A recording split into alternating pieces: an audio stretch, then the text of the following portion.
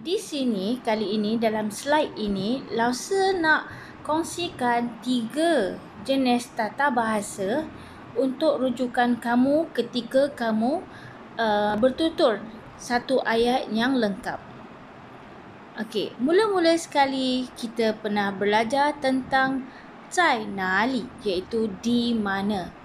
Zai nali di mana, so itu adalah jawapan bagi soalan bagi tempat. Betul? Okey, so jadinya kalau kita nak cakap awak di mana, so kita terus jelas subjek. Ni zai nali. So dalam soalan ini, cuba kamu cari mana satu kata tanya, iaitu interrogative word. So soalan dia ialah nali, kan? Jadi bila kita nak menjawab soalan seperti ini, kamu buang perkataan nali dan kamu gantikan dengan tempat. Jadi kalau dekat sini kamu buang yang tanda merah tu, so kita sebut wo zai. Kalau dia tanya ni zai, kita kena jawab wo zai da xue. Okey, itu adalah satu contoh tempat. Okey, perkataan da xue ialah university. Xu yang mulut bulat tu sikit, jadi da xue.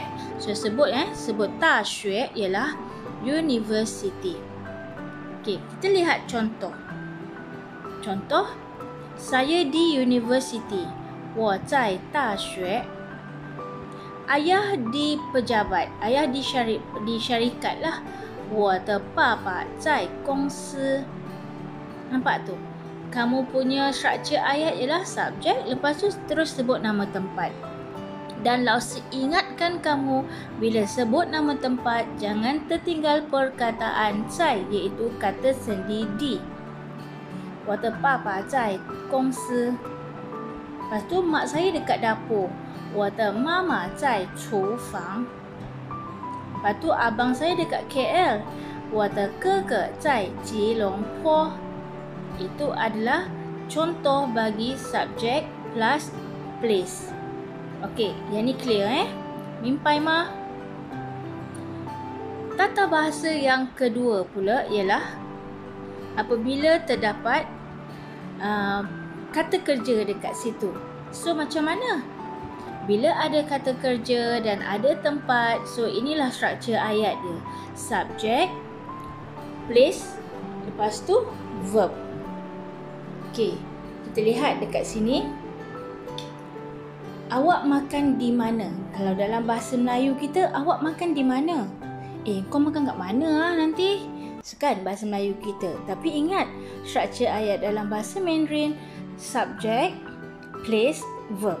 Jadi kamu tengok sini. Ni zai nali chi fan. Pastikan kamu tahu verb tu di mana. Okey? So ni zai nali chi fan. So bila kita jawab, rasa bagi hint ni. Bila kita jawab, kamu cari mana satu kata tanya dekat sini. Nali, kan? Nali tu mana? So bila kita nak jawab, kita buang kata tanya nali dan kita gantikan dengan tempat. Yang lain tu kamu salin macam biasa. Ini ada supaya kamu tak payah nak fikir dah pasal dia punya struktur ayat dia. Ikut saja. So ni zai, kita kena jawab wo lah. 我在咖啡厅吃饭. Okey. So di situ ada subjek, ada place dan ada verb. Pastikan bila sebut tentang tempat, jangan tertinggal perkataan zai. Okey, kita lihat contoh yang lebih banyak. Okey, yang ini ditambah belajar. Nian shu ialah belajar. Okey. Da xue, tadi kita dah belajar perkataan ni maksudnya university. So, saya belajar di university. Dalam bahasa Mandarin, 我在大学念书. Ikut je struktur ayat tu, insya-Allah ayat kamu memang tepat. Okey, yang kedua. Tadi kita kata ayah dekat office kan? 我的爸爸在办公室. Lepas tu buat apa? 开会 meeting. Okey, 办公室dekat situ ialah pejabat. So kita ikut struktur ayat. 我的爸爸在办公室开会. Yang warna purple tu adalah verb, yang warna merah ialah place. Okey, kemudian kita ada perkataan cufang tadi, iaitu dapur. Okey, mak buat apa dekat dapur?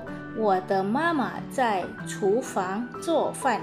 Ikut saja. Sebut dulu di dapur buat apa? Memasak. So, place lepas tu baru verb. Dan yang terakhir ialah abang saya dekat KL. Kan tadi? 我的哥哥在吉隆坡 buat apa? Dia bekerja. Oh, itu adalah verb.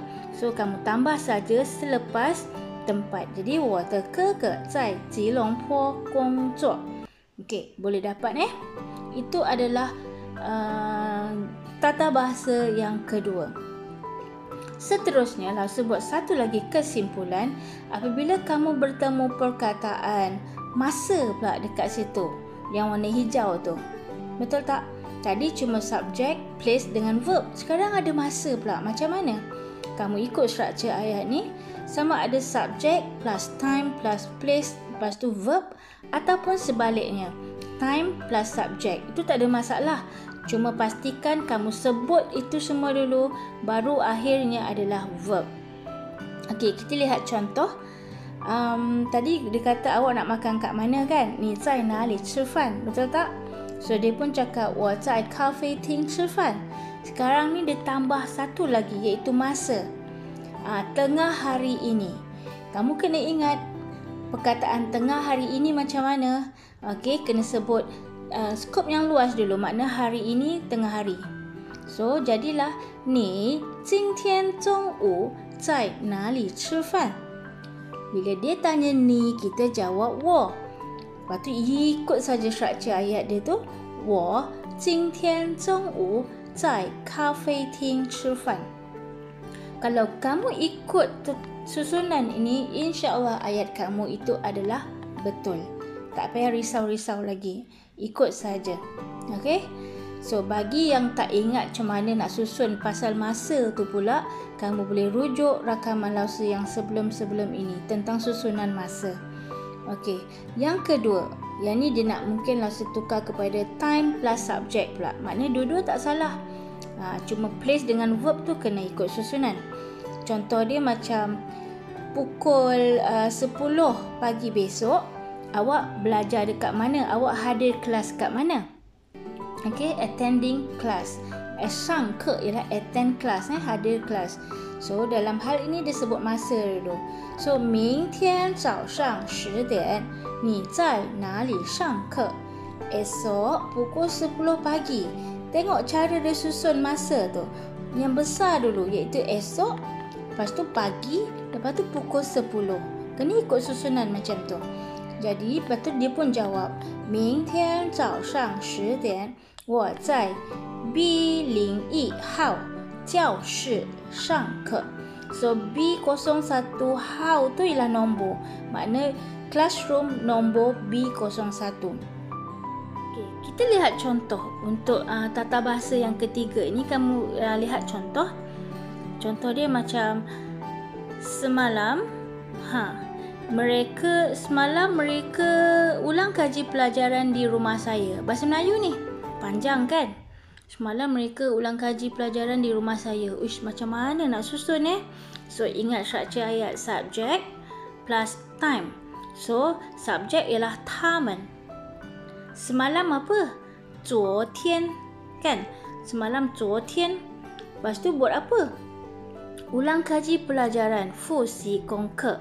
Dekat mana? Dekat rumah saya. So, dalam hal ini, kamu kena ikut struktur ayat tu tadi. 他们昨天在我的家复习功课. Jadi betul lah jadi ayat kamu. 他们昨天在我的家复习功课. Kalau kamu nak tukar kepada 昨天他们在我的家复习功课 pun tak ada masalah. Asalkan kamu tahu sebut masa dulu, tempat dan kemudian baru kata kerja. Kita lihat contoh yang seterusnya. Ayah ada meeting tengah hari ni dekat syarikat AB. Bahasa Melayu ni panjang kan? So, satu-satu kamu buat. Ayah siapa? Subjek dia siapa? Papa. Masa bila? Petang ini. Petang ini kita kena sebut hari ini petang. Okey, Papa 今天下午 dekat ayah buat apa? Meeting kat mana? Kena sebut tempat dulu. Dekat syarikat AB. Jadilah Papa 今天下午在 AB 公司开会. Ingat, verb di belakang. Susun saja, ikut saja susunan ni. InsyaAllah ayat kamu adalah tepat.